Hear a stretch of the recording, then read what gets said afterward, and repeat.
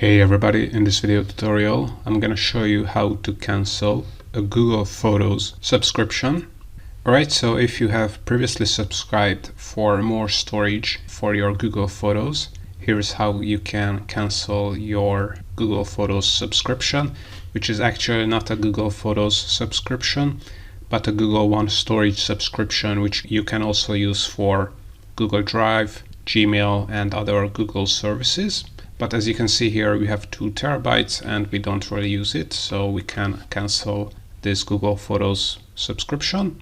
So all we have to do is to click on the open up Google Photos, so photos.google.com, then click on this settings icon in the top right corner and select plan settings, and this will open up your Google One account.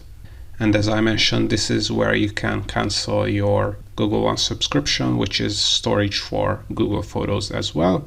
So as you can see, you can downgrade if you want to do that by changing the membership plan here. But if you want to completely cancel your premium Google One subscription, which is for Google Photos, you have to select cancel membership here and click on cancel. And then you have to confirm that you want to cancel this Google One membership, which will also apply to Google Photos. So now this is how to cancel your Google Photos subscription.